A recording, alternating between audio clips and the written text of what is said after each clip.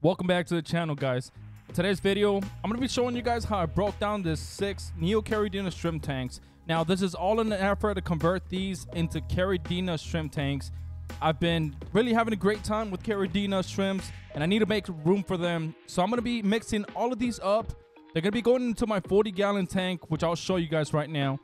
Now here, I have everything I need to set up the Caridina shrimp tanks, but I'm not going to be showing you guys that today. I'm going to be showing you guys how I broke down the tanks, had to catch all the shrimp, and then I'll show you guys once they're in the new tank.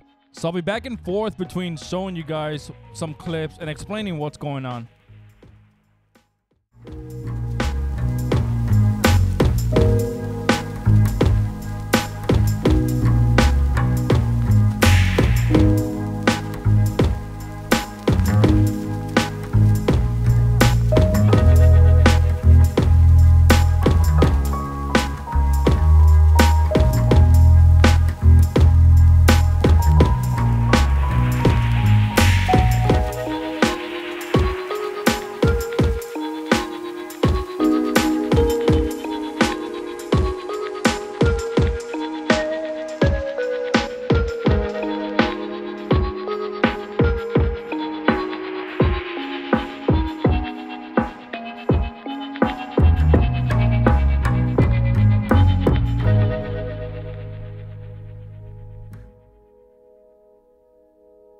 Okay, so as you guys can see, every single process just was very tedious. There's so much to it, draining the water. As you guys can see here, the next step, I'm removing the moss. There's moss in every single one of these tanks, and I want to reuse this moss, so I'm going to just put it in a container. And so that's what I'm doing here. I'm just moving all the moss out. And then, like I said, everything just took so long. This whole process probably took me about 4 or 5 hours. Now, this is all the moss that was in there. I'm going to give you guys a good shot right now. Every single one of them is like a baseball-sized piece of moss. One other thing that I wanted to do was clean the tanks. These tanks, I leave the lights on for about 4 to 5 hours a day for the most part. I do black them out on Sundays, but even at that, I would still get a good amount of algae. And for the most part, I don't mind having some, but I am going to be setting these tanks up all over again, and the algae will grow again. So for that reason, I'm cleaning these up just a little bit, not too much, but I just took the time to do this. I just thought it'd be a little bit easier for me to get a little head start and clean these tanks before I took them out. And for this, I used a magic eraser, guys. This is what I use to clean off the algae. I also have one of them scrapers that I use, but for the most part, if it's pretty bad, there's these magic erasers that I use. These are for the dishes, but remember, if you're gonna use something like this, make sure to get the one that don't have detergent.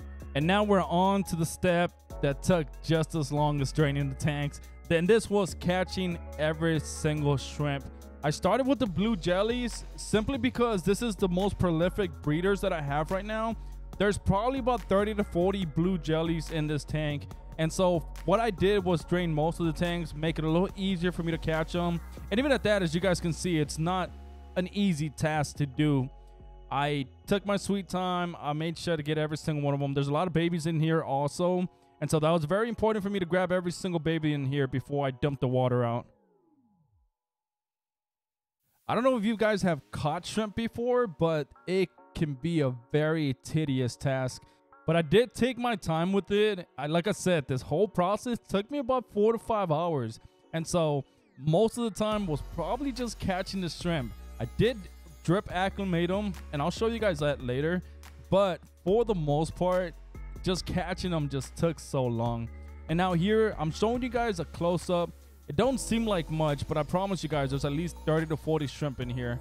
Something that's very cool is this little piece of moss that I threw in here. Eventually, throughout the video, you guys are going to see just all different kind of shrimp just hang on to the moss. And it's a really cool thing to see. So I'll be showing you guys that in a bit.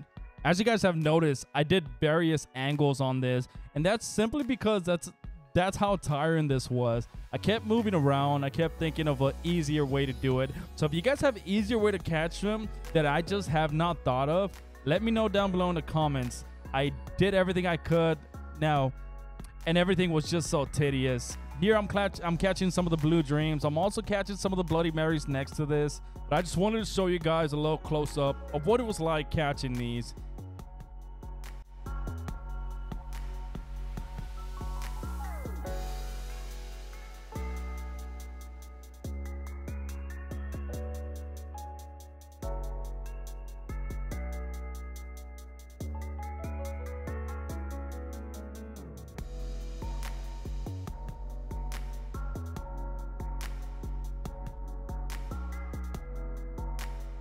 And here, I'm going to give you guys a close-up. This is what it starts looking like. Now we got Blue Dreams. Now we got Bloody Marys. We got Green Jades in here. And, of course, the Blue Jellies also. And so it's just very interesting to see all these colors just mixing together at this point. These right here were by far the most difficult shrimp to catch. These are the snowball shrimp. They're kind of translucent in a way. And so that makes them very difficult to see. Now remember, I do have a light shining on them, but it still was very difficult to catch them. And in a few seconds, I'm going to be showing you guys a little better close-up of what they look like. You guys can see they're in the net. It's not an easy thing to do. Every other shrimp was not quite as difficult as this one. And so that's why I wanted to show you guys these clips and show you guys what it would be like catching these. Okay, now here they are. Here's every single color of shrimp all together. And I know it might not seem like much, but this is going to be the craziest clip of the video. Once I put my hand in there, I'm going to show you guys what happens. And this, guys, was simply amazing. I've never seen anything like this. If you guys have seen it before, that's awesome. But this is the first time that I mixed these many shrimp colors together. And I was super excited. Now, of course, the next step is to drip acclimate these shrimp.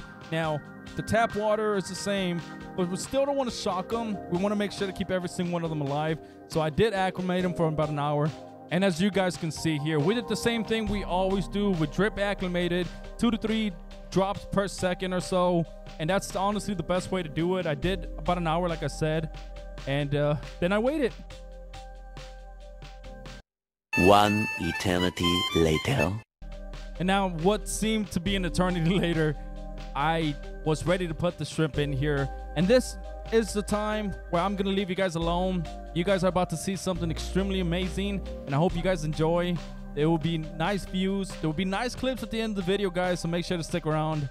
I'm going to let you guys enjoy this slow-mo of the shrimp going into the tank. Let me know what you guys think of this down below in the comments, guys.